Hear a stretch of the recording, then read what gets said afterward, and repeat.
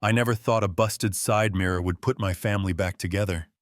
But that's how this starts, in a Chicago station house that smells like wet coats and burnt coffee, my three boys on a bench with their arms crossed, the exact same way their father used to stand when he was trying not to yell. The officer asked if I was their mother. I said yes, and the man who caught them, tall, crisp coat hands in his pockets, like he didn't know where to put the anger, just shook his head and said no charges. He only wanted to make sure they didn't end up somewhere worse. I kept my eyes low, signed what needed signing, and told him I'd pay for the damage. But when his phone rang and I heard him say, "Mom, I'm busy.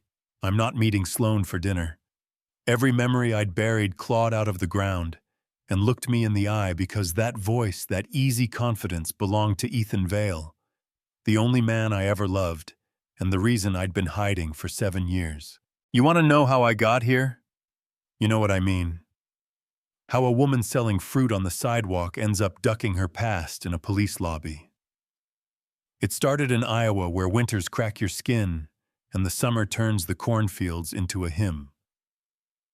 Ethan walked into the free clinic with a box of donated meds and a laugh that sounded like the first warm day in June he read to the kids on the floor while we waited for the nurse practitioner. He teased me for saying pharmacy with a soft R, then split a diner pie with me on the back steps like the world was simple. When he told me he ran a logistics company in Chicago and his family owned fuel stations and a fleet of trucks I didn't run, because he didn't lead with money, he led with work and kindness, and that felt like something you can build on. We fell fast, we got married quiet. A church cookout, my grandma's ribbons sewn in the dress, cousins asleep in a pile like puppies. And I believed in us, believed we could out-stubborn the world until the day I met his mother. Margot Vale's smile could slice an apple. Her house was the kind of white that made you whisper she measured my dress. With her eyes sent Ethan to help the caterer, which meant leave us alone, then told me she knew girls like me, hungry, grateful, wearing good manners like a mask. And I said I wasn't hungry for anything that wasn't mine. And she laughed and said everything I want is hers. Her time, her money, her son. And she decides. I should have walked out.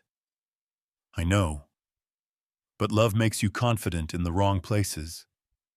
So I stayed, and Margot came to my apartment when Ethan was in a board meeting, and she laid a check on the table like it was a trap in a nature show. $2 million, take it and vanish. Or she'd buy the land my father rented and turn those fields into a parking lot. And let me tell you, that number looks like a joke when your whole life is balancing on groceries and gas. I pushed the check back and said I wouldn't sell him, so she bought the land anyway, through a shell company. My dad's hands shook over his coffee, my mom pretended not to notice, and I learned what real power feels like. It feels like your throat closing around a scream. They put me in a lake house with soft couches and hard rules, said the press would eat me alive. My phone disappeared. My letters never reached Ethan. And the day a drugstore stick turned blue in my hand, I pressed both palms to my belly and promised my baby he'd know freedom. 2 months later, I climbed a fence when the woman who watched me stepped out to smoke, ripped my jeans to threads, ran until my lungs burned, and Chicago swallowed me whole. And then one freezing Tuesday, my sons came into the world loud and tender, 3 faces that broke me open and built me back at the same time. Leo, Luca, Lane. And I worked anything I could, fruit stands and cleaning gigs, night shifts and odd jobs, and I told them their father was a good man, lost in a maze which was the truth I could live with. 7 years passed. Like a long blink, fear became a habit you wear like a sweater. And if you're judging me for not walking into Ethan's office sooner, not calling a reporter, understand this. When someone has their thumb on your life, you believe they can find you anywhere. You don't wake from fear. Like sleep, you crawl out inch by inch and try not to make a sound. So when my boys tried to snatch that side mirror in the hospital lot, they weren't criminals. They were kids who heard older boys brag, mirrors fetch quick cash. Kids tired of me saying, we'll figure it out. Kids who wanted to help. We left the station without looking back, and that night, a storm sat down on our building and didn't move. The roof peeled like cheap tape, water came in steady. I was bailing with a soup pot when the room tilted and the world folded in. And the next thing I knew, I was on a bed that felt like a cloud, smelling clean cotton and a life I wouldn't let myself remember. And Ethan was in a chair by the window, looking like a man who ran out of places to punch his ghosts. He said I'd told him yesterday I left for money, that I looked him in the eye and said I loved what he could buy. Me, was that a lie to save face, or the only way I knew to end it? And I could have lied again. But the boys were asleep down the hall in shirts he'd sent his assistant to buy. And sometimes love is telling the thing that cuts you both. So I told him, your mother didn't bribe me, she threatened my family, bought my father's fields, locked me in a lake house. I escaped because I needed air for me and for our sons. And I said sons soft like a prayer and loud like a siren at the same time. He cried, not with a speech, with his bones. You've seen it, right? When a grown man stops performing and the truth just shakes out of him. Then he laughed through it, said he knew, in the station, and hated himself for knowing. Stood so fast, the chair scraped. Swore he'd fix it, and I caught his wrist and told him not to light a fuse that would blow up everything. Think first, promise me. And he nodded, jaw like steel, which for Ethan was a signed contract. We didn't get a plan before the past kicked the door open. Margot walked in with a coat worth my rent for a year, and the same stare that ruins crops told me she warned me, told me to leave.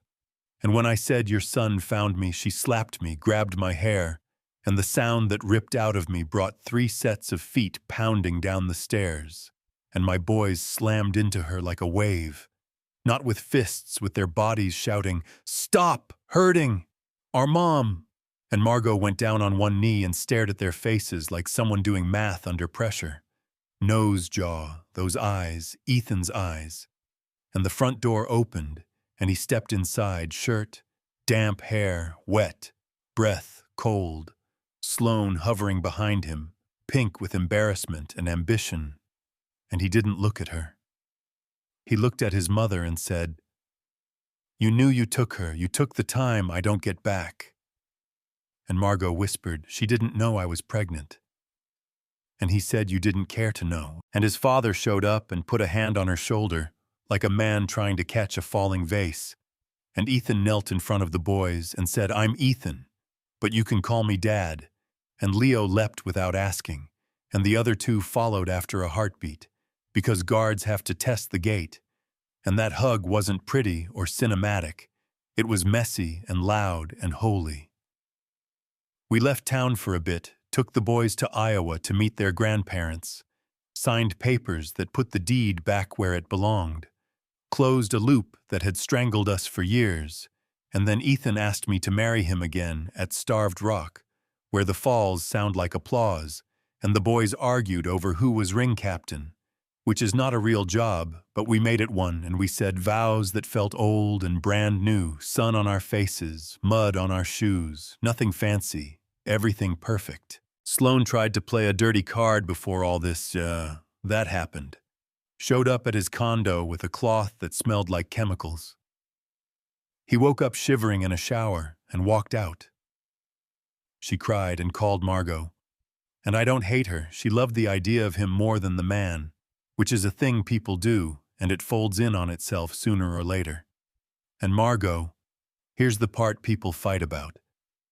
She came around slow, not with a speech, with Saturdays at the library, with dropping off groceries, with sitting across the couch, while the boys snored and sang, "I don't expect forgiveness," and me saying I'm tired of leaving.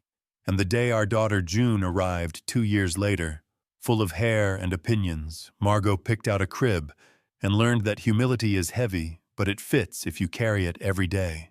The night before we moved back, Ethan and I stood by the waterfall and listened, and he took my hand and said, "From now on, we fight together." And I told him no more running off to fix it solo and calling it protection.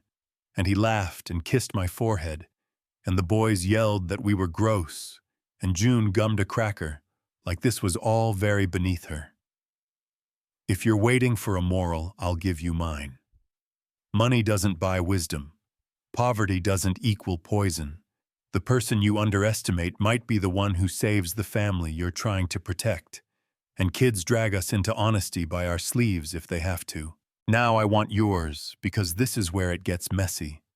When someone with power does something unforgivable and then tries to make it right, where do you draw the line between justice and mercy? Who decides when an apology counts? What would you have done in my shoes, in Ethan's, in Margot's? Drop your take in the comments. Call me out. If you need to tell me your story, if you've ever been judged by your bank account or your zip code because a broken side mirror didn't just give me back my life, it handed me a microphone, and I'm listening.